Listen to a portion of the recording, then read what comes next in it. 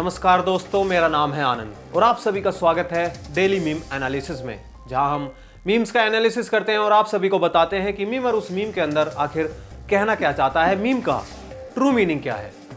तो चलिए आज के एपिसोड का पहला मीम ले लेते हैं। देखिए दोस्तों, गवर्नमेंट ने एक नोटिफिकेशन जारी की है, आयुष मिनिस्ट्री ने, कि अब से जो आयुर्वेदा के डॉक्टर हैं वो भी सर्जरी कर सकेंगे। उसके बाद मीम्स की बाढ़ आ गई कि अगर जो आयुर्वेद के डॉक्टर हैं वो सर्जरी करेंगे तो कैसे करेंगे और क्या सब चीज़ें होंगी जो आयुर्वेदा के डॉक्टरों को फेस करनी पड़ेंगी। तो यहाँ पर हमें मीम्स भेजे हैं ज्योति सोलंकी ने, जो कि खुद एक डॉक्टर हैं। तो चलिए वो मीम्स देख लेते हैं जो उन्होंने हमें भेजे हैं। देखिए यहाँ पर मिर्जापुर 2 का एक सीन ले रखा है, जिसमें कालीन भैया कह रहे होते हैं, डेंटल पेशेंट तो आ जाएंगे क्लिनिक पर, लेकिन ये आरसीटी कैसे ओपन करोगे, कुछ सोचा है? मतलब आरसीटी होती है रूट कैनाल ट्रीटमेंट। तो यहाँ पर एक डेंटिस्ट है जो एक आयुर्वेद के डॉक्टर से कह रहा है कि तुम्हें इजाजत तो मिल गई है सर्जरी करने की, लेकिन तुम उस सर्जरी को कैसे करोगे, कुछ सोचा है? क्योंकि उनको सिखाया नहीं गया है आरसीटी कैसे करते हैं, यानी रूट कैनाल ट्रीटमेंट। तो यहाँ पर जो आयुर्वेद के डॉक्टर हैं वो है मुन्ना को दर्शाया गया है यहाँ पर, और वो कहते हैं मतलब ऐसा बिल्कुल इमीडिएट नहीं सोचा है, बट सोचेंगे। तो आयुर्वेदा के जो डॉक्टर हैं उनका यही रिएक्शन आएगा। चलिए अब हम अगला मीम देखते हैं। दोस्तों दूसरा मीम भी वो डेंटिस्ट के जो डॉक्टर्स होते हैं उन्हीं का ही भेजा हुआ है। इससे हमें ये पता लगता है कि ज्योति एक डेंटिस्ट हैं। तो पहले वो मीम देख लेते हैं, वो मीम क्या है। यहाँ पर दिखा रखा है, डेंटिस्ट्री इज माई पैशन और MS आयुर्वेदा। तो यहाँ पर जो आयुर्वेद का डॉक्टर है वो कह रहा है डेंटिस्ट्री मेरा पैशन है, लेकिन जो पैशन है वो थोड़ा गलत हो गया है। अगर आप यहाँ पर देखें तो एक एक्सरे है दांतों का, और उस दांतों में शायद वो कुछ किया गया है, कोई ट्रीटमेंट किया गया है। जो कील थी वो सीधी जानी चाहिए, लेकिन वो दांत से बाहर निकल रही है। आप इस एक्सरे में देख सकते हैं। इसको हमें एक्सप्लेन किया था ज्योति जी नहीं, जिन्होंने हमें ये मीम भेजा है कि इसमें गलती ये है कि वो जो कील जो सीधी जानी चाहिए थी वो टेढ़ी जा गई है। तो यहाँ पर ये दिखाया गया है कि जो आयुर्वेद के डॉक्टर हैं वो अगर सर्जरी करेंगे तो वो इस टाइप की सर्जरी करेंगे। यहाँ पर जितने भी एलोपैथी के डॉक्टर्स हैं वो सब माखौल उड़ा रहे हैं, एक सार्केज्म टोंट मार रहे हैं ऐसे मीम्स बना करके आयुर्वेद डॉक्टर्स को। तो चलिए अब हम अगला मीम देख लेते हैं कि क्या है। देखिए दोस्तों, एक और मीम आयुर्वेदा डॉक्टर्स पर कि अब उनको इजाज़त मिल गई है सर्जरी करने की।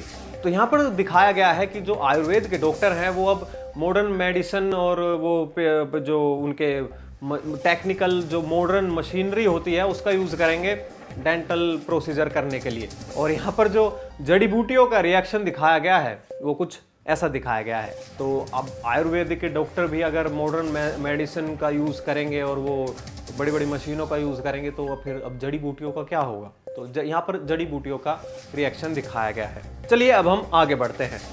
दोस्तों बड़े ही दुख के साथ आपको बताना पड़ रहा है कि धर्मपाल गुलाटी जी का निधन हो गया है। वो 98 साल के थे, लेकिन उन्होंने अपने जीवन में कभी भी हार का मुंह नहीं देखा।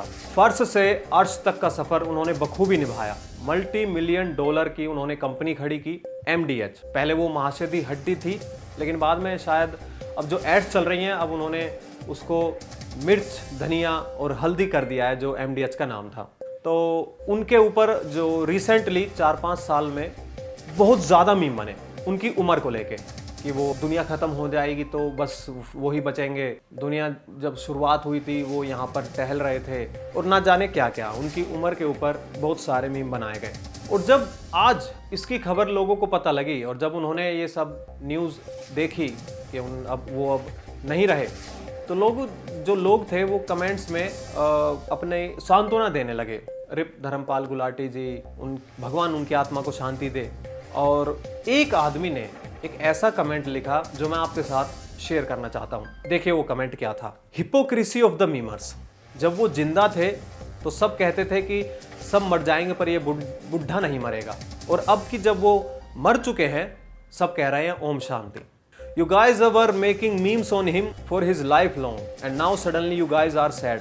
मतलब जिंदगी भर तुम उन पर मीम बनाते रहे और आज तुम सैड हो गए हो, उदास हो गए हो। ये हिपोक्रेसी है मीमर्स की जो मुझे परेशान करती है और मैं इसके खिलाफ हूँ। He has not done anything wrong till become a meme material. उन्होंने कुछ भी गलत नहीं किया था, लेकिन फिर भी वो एक मीम मटेरियल बनकर रह गए। और आपको बता दूं, वो जो उनकी सैलरी जो आती थी उसमें से ज़्यादातर वो एक चैरिटी में दान कर दिया करते थे। चलिए अब हम आगे देखते हैं कि उसका यूजर ने क्या कमेंट किया है। We can make memes on Varun Dhawan since he shitted in his recently Coolie movie, but we shouldn't make meme on anyone only for his long life. Ever imagined how one will feel seeing people making memes on his long life? How you will feel if one makes meme and do fun of long life of your grandparents? अगर आपके दादा दादी पर कोई ऐसे memes बनाए कि वो इतनी उम्र तक कैसे जिंदा है, तो आपको कैसा लगेगा? इस यूज़र का कमेंट हमें बहुत अच्छा लगा, इसलिए हमने इसको इंक्लूड किया है आज की इस वीडियो में। तो दोस्तों, हम बात को आगे ना बढ़ाते हुए धर्मपाल गुलाटी जी की आत्मा की शांति की कामना करते हैं। भगवान उनको अपने चरणों में स्थान दे। चलिए अब हम अगला मीम ले लेते हैं।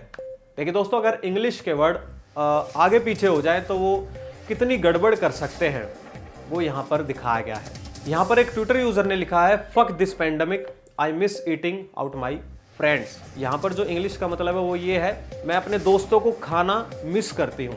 मैं अपने दोस्तों को खाना मिस करती हूँ। फिर जो लड़की है उसे अपनी गलती का एहसास हुआ, वो लिखना ये चाहती थी कि मैं अपने दोस्तों के साथ खाना मिस करती हूँ, साथ बैठ के खाना, लेकिन उसने लिख दिया कि मैं दोस्तों को खाना मिस करती हूँ। फिर उसने बाद में ये लिखा विद माई फ्रेंड्स, दोस्तों के साथ। तो इस पूरी लाइन का ये मतलब हुआ कि मैं मिस करती हूँ दोस्तों को खाना विद माई दोस्तों, यानी दोस्तों के साथ, यानी वो दोस्तों के साथ दोस्तों को खाती थी। अब इस लाइन का मतलब ये बन गया।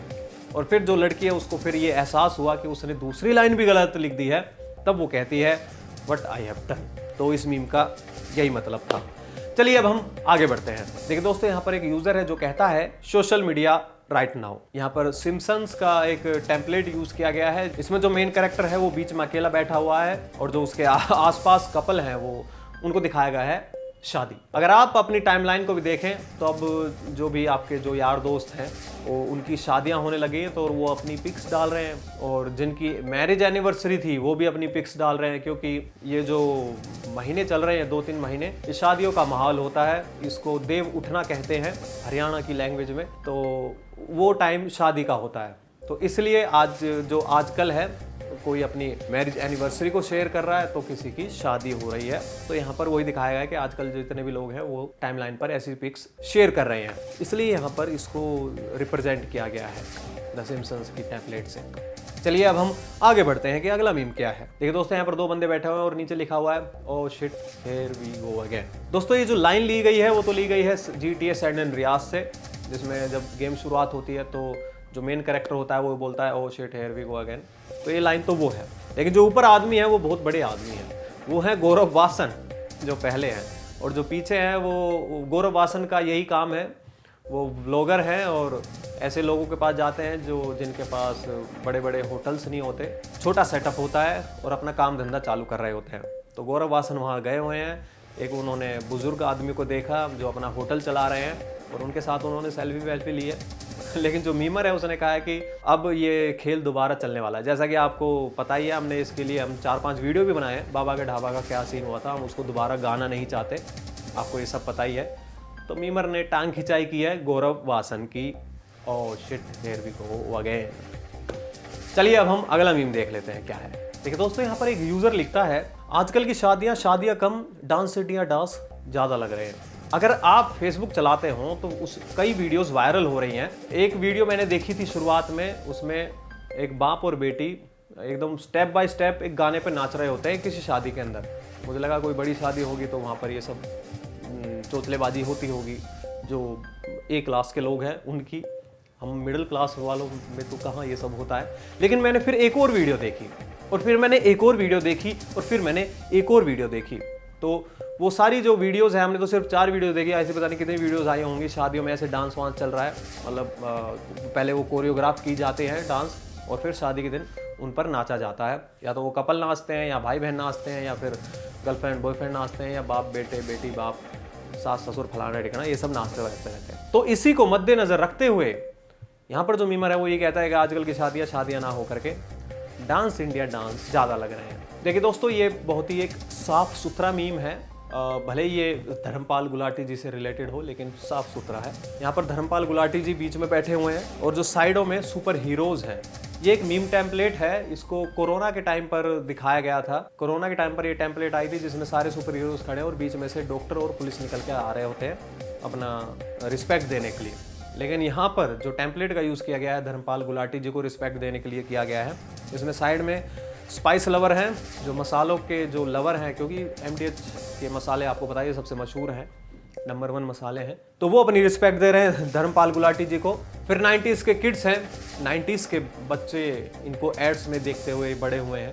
90s के बच्चों का उनसे एक कनेक्शन था सिर्फ ऐड के जरिए, तो वो अपनी रिस्पेक्ट दे रहे हैं।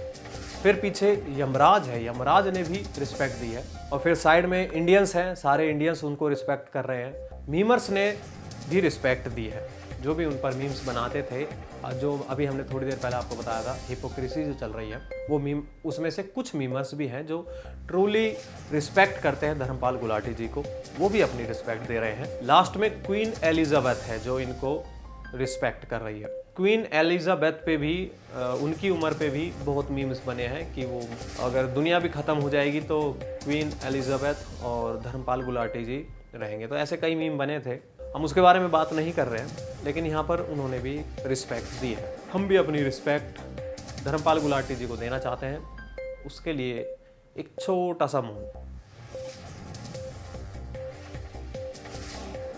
तो चलिए दोस्तों, आपको ये एपिसोड कैसा लगा हमें कमेंट करके जरूर बताएं और हमारे चैनल को सब्सक्राइब करना बिल्कुल भी ना भूलें और साथ में जो दिया गया बेल आइकन है वो भी दबा लें ताकि आप हमारी वीडियोस देख सकें आने वाले समय में। और वीडियो को लाइक जरूर करें,